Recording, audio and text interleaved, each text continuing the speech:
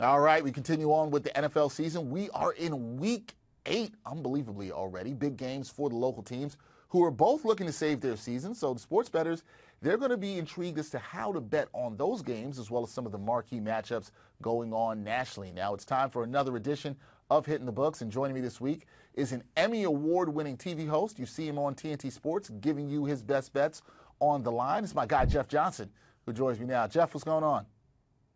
Dex, I'm good, brother. I'm good. I'm ready to give you these bets, and hopefully we can make a little bit of extra change because, lunch prices are going up, rent prices going up, the trend is going up, and my wallet is going down. So we got to level it somehow. You feel me? So let's get it. I hear you, man. You're just out here looking for the people, trying to give them some wins, trying to give them some extra money in their pocket. It's what the people need. It's what the people need. Exactly. Now, the Jets and Giants, they need some wins too, but that's another story. But we'll get into that, okay? So, Jeff, let's start with the Jets, right? Big expectations for the team this season, but they are now 2-5. They're looking to stay alive, looking to save their season, and they're going to visit a place that hasn't always been kind to them. That's Foxborough, Massachusetts, and to see the New England Patriots. Now, despite all their recent struggles, Gangrene, they're 7-point road favorite here. Over-under for this AFC East matchup is currently at 41 points. So what's your best bets for this Jets season-saving game? What you got? All right, Dex. I think I'm going to go against what most people may say is conventional wisdom. And I'm going to lay the 7 points with the Jets in Foxborough. This isn't the Brady Belichick Patriots anymore, so I'm not really too worried about that. They beat the Pats 24-3 earlier in the season, and the Pats are on a 6-game losing streak where they have not covered. They're 0-6 against the spread during this streak. I know they switched over to Drake May. They got that new quarterback smell going in the whip, and they have a lot of optimism with them, right? But they're all still towards the bottom of the league in passing yards. You got Hassan Reddick ready to suit up and bolster already top 10 defense.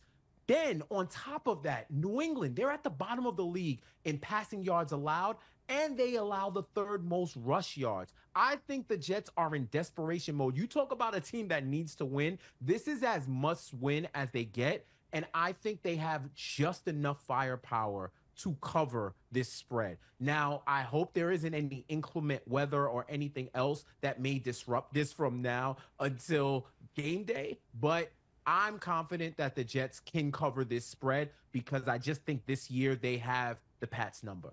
Okay, I have to ask you this as a follow-up, right? You said you're confident.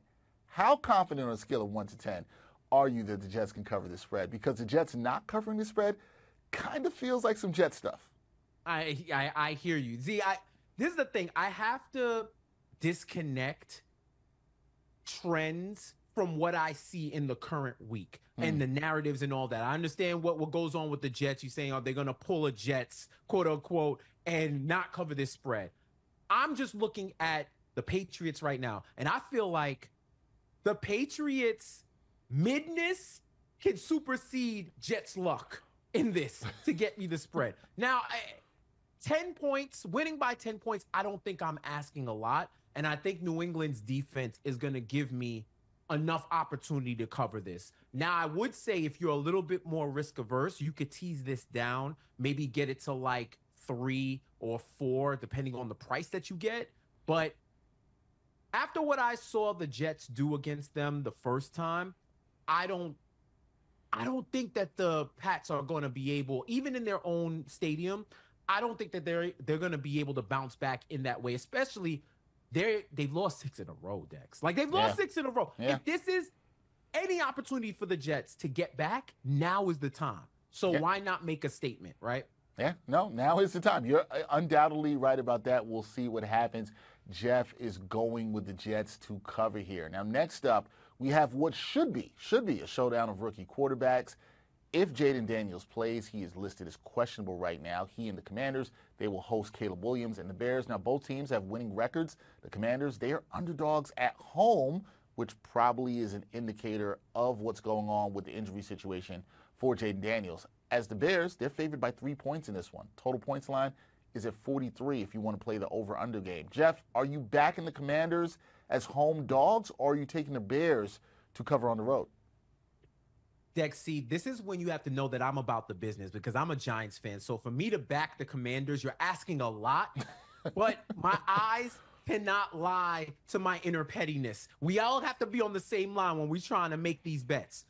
I'm going with the Commanders. I'm taking that plus money, man. Commanders money line all the way. They're undefeated at home. The Bears, they're winless on the road. 1 loss, 1 push against the spread.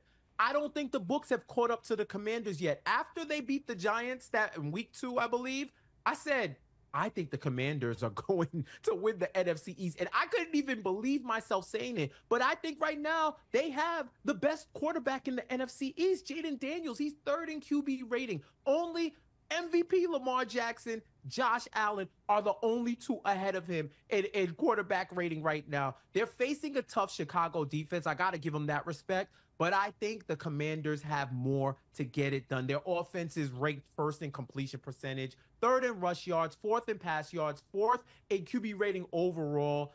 This is the Commanders' time. And I think the home crowd will give them the edge. And this is all, of course, Dexter, banking on the fact that Jaden Daniels has to play. He has to play for this to go through. But I don't know how many more times you're going to get Washington as a home dog if they keep trending. They're 5-2 now. I really think they're going to win the NFC East the way all the other teams are looking. And the NFC East, it's always a different person. It's always a different team that's at top of our division. So given all of that, I believe in the Commanders at home more than I believe in how the Bears defense is going to travel. This is all very mature of you as a Giants fan. I don't think a lot of people would have been backing or picking the Commanders to win the NFC East here in Week 8. But obviously, this game, as you said, depends a lot on Jaden Daniels playing. So watching the injury report with him is something to see because you could see some movement on that line if he is cleared to play on Sunday. Now, Sunday Night Football. Dexter, I'm a hater. I'm not a liar. Not I'm a liar. Hater, I'm not a liar. No. You know what I mean? I can't tell a lie. I got to go with what my gut tells me to go with. Hey, I respect that. That is a sign of maturity. You are not going to be petty here. I respect all that. That is really good, especially when you're trying to help the people win some money. Of course. So, Jeff, Sunday Night Football, okay? You talked about the NFC East. We've got a classic NFC East showdown. Classic NFC showdown, not NFC East, but we have NFC East team playing, and the Cowboys visiting the Niners. Disappointing start to 2024 for both teams. Dallas, they're 3-3. San Francisco is 3-4. The Niners are 4-point home favorites, and this game has got one of the higher total points lines that you're going to find this weekend at 47 points. Now, for me, Jeff, this is a game that feels like it could or should be really entertaining, and I'm not sure who needs to win more here. So what's your best bet for this matchup? I wanted to take the over so bad, but I'm not that brave. I'll be courageous. That's bravery with a bit of sense, right? We're not going to be that bold. We're going to be brave with a bit of sense, so I'm going to be courageous. I'm going to go with Dallas team total over 21.5 points. Now, the Niners, they allow 21 points exactly average at home to opponents. And they've hit this over in the last 2 home games against Kansas City and Arizona. They've scored, those 2 teams respectively, scored over their team total averages too. And the way Kansas City's been looking, I still don't know how they're getting away with this and continue to win. But if you let them score over 21 points the way they've been looking, I feel pretty confident about the Cowboys cashing this in. They average 21 points per game on the season. And they might be playing from behind. I know Micah Parsons is going to be out. Mad people are injured in this game. Ayuk is out for the year.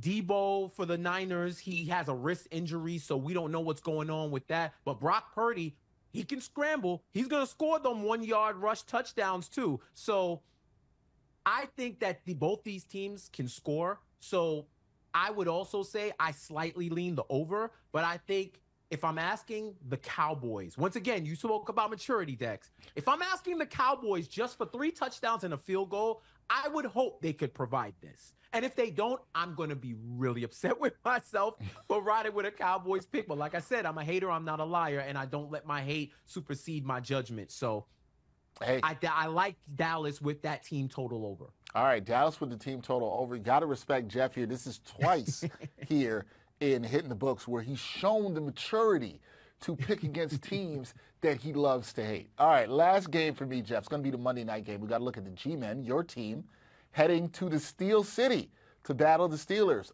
Big Blue, 6-point underdogs on the road as the Steelers, they're looking to beat a New York team at home for the second week in a row. Now, Vegas, they're not expecting points to be put on the board in this one with an over-under line of 36.5. How are you playing this one, Jeff? The books may not be looking at a lot of points, but I am. I'm looking for enough points. I'm going with the over at 36.5. And this is all about trends, Dex. 5 out of the last 7 Monday Night Football games have hit their overs. And Pittsburgh is averaging roughly 25 points per game at home. And the Giants, they've been a better road team than they've been a home team. They've scored 20 at Seattle, 21 in Cleveland, 18 against the Commanders when they didn't even have a kicker. If they had a kicker, they would have blown through that number as well. I think if I'm asking the Giants to score 20 some odd points and it's 20-21, you hit the over. 37 is a funny number, getting the over 36.5. It's strange, but it's super doable, especially with the way Pittsburgh's been running the last few weeks. Now, yes, the Giants have scored 10 points in the last 2 games, but unfortunately, they've been at home for those. I like them on the road. I really do like them on the road, and they've shown that they've played better. So I'm hoping that they can score more points. Malik Neighbors should be back in full effect. Darius Slayton has been showing a lot of work. Don't know if Singletary's going to be back for this game, but they have enough firepower combined in this game to get us this over. And hey, Russell Wilson was throwing some ducks the last game. There should have been a lot of pick sixes. So if those ducks come home to roost, maybe the Giants defense helps me out to get this over too. So that's what I'm liking. I'm not going Giants money line. You ain't getting that much homer faith from me. I thought you might go there. I thought you might go. I thought you might go there, Jeff. But you like the over in this one. No. Yeah, I saw that total points line. I was like, wow, that's really low. So that's an interesting one there. You like the over. They might surprise. I would say if you like long shots, that Giants +6, that's good. Their money line is, I think, in the +200s. Yep. Last time I checked. Stranger things have happened. Stranger things have happened. I'm not doing it with my money. Yeah, I saw that. I see that. Stranger things have happened, but you're not willing to go there. I see that one there. Last thing, Jeff, I always like to do this to close out this segment. Give me one player prop that you really like for this week's slate of games, either Sunday or Monday night. What's one player prop that you think the folks should keep their eye on? Oh, yeah. I think Drake London anytime touchdown is cashing. I like it at plus money, +115. And I don't know at this point why it's at plus money. Maybe because he's a wide receiver and he needs more assistance because he isn't going to score unless he gets the ball passed to him, maybe on a rush, but more than likely he needs the ball thrown to him in order to score, right? He has the most targets on the team. He's by far Kirk Cousins' favorite target. He scored a TD in 3 straight games and in 5 out of the last 6. Now, the Tampa Bay Bucks, who they're facing against, 7 games, they've given up 7 TD passes to wide receivers, and they're tied for the 5th most pass TDs allowed in the NFL this season. Also, I got a personal with the Bucks because they got me knocked out of Survivor when they should have had an easy victory. So anytime touchdowns are scored against them, I cheer. And Drake London has been cashing for fantasy owners. He's been cashing for folks who've been betting on him. Overs on targets, overs on yards, TDs. I like the anytime TD here. I like that. I like that. We had a theme throughout here. A little bit of hate. Hate was back, and I liked it here. But again, this is all in the name of trying to help the people win some money with these sports bets on the NFL. So I like it. I like it, Jeff. That is Jeff Johnson. Check out his work with TNT Sports, doing a great job giving you all the best bets in the game. And listen, everybody out there can learn something from Jeff. You can be a hater and still win some money. There's nothing wrong with that. Jeff, I appreciate you, brother. Thank you so much. Thank you, man.